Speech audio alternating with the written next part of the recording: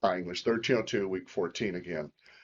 I was rewatching the video I just posted about the final exam, a note of encouragement and advice, and I noticed where I had left out several important ideas. So I thought, well, we'll just post another video. The final exam is a big part of your semester grade, and I want you guys to do well.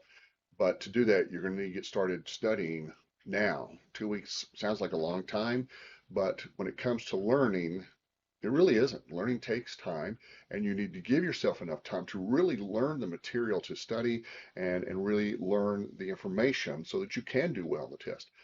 Now, before we get into any details, let me pause right here and just point out the obvious. Speaking honestly to you, students who don't prioritize studying, students who get busy and don't get a chance to study, take the final, and um, they tend to look for ways to do well on the final exam. Proctorio is a really good program and it's designed to detect cheating in a lot of different forms. I haven't been really uh, harsh about penalty deductions this semester on tests, but on the final exam, I have to be. So be sure that you've got a block of uninterrupted time. I don't think it'll take 2 hours. I mean, it's 100 questions. It probably won't take you 40 minutes, but give yourself enough time to do a good job. Make sure you're going to have people walking around. Make sure you don't have background noise, music, or kids or anything like that. Find yourself a nice, quiet place. Keep your eyes on the screen. Focus on what's going on. If you do look away, it's no big deal, but don't keep looking to the same place every time. That's a big, huge flag. Stay focused on what you're doing and uh, do your best. You don't have to rush through. It's not going to flag you because you're taking your time, but it does. The Proctorio app does observe certain behaviors and then send those back to me in a report.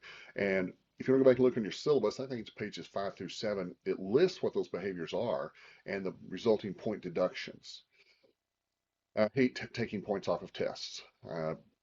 So don't forget, you're welcome to take the test with me in person, the South Plains College downtown campus. It's Monday night, May the 6th at 5 p.m. We start at 5 p.m. Okay, so if I were going to study for this test, how would I do it?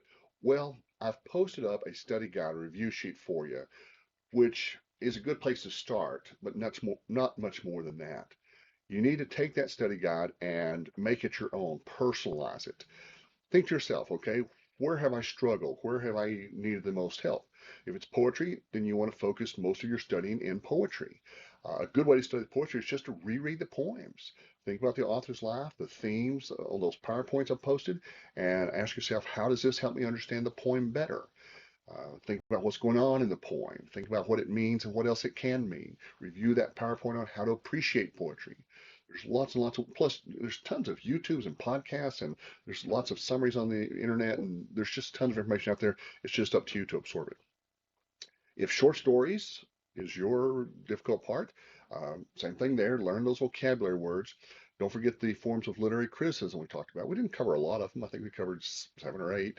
And those are tools that we use to interpret the literature better. Uh, Feminist theory, historical criticism, formalism, and just apply those as best you can. Again, there won't be a lot of questions, but a few questions over the types of literary criticism and which story might use which type most effectively. You will have time to reread the stories. The stories aren't that long, and there aren't that many of them. So yeah. Now, let me ask you: is it too late in the semester to take notes? If short stories is your uh, challenge, and you're going to go back and reread the stories, is it too late to take notes? No, it's not too late. Even if you never get to review your notes, you learn just by writing the stuff down. You read the short story, you write down a summary, you write down the characters, um, climax, whatever, and you will learn it just by those physical action. Now, of course, if you get a chance to go back and review those notes later, icing on the cake. That'll help even more. The play, Hamlet, Prince of Denmark, I really don't recommend you reread it at this point. Maybe watch a good video, a couple of hours, reread a couple of the summaries, reread your notes in that part of the semester, and just try to familiarize yourself with that as much as you can at this point. But get started now.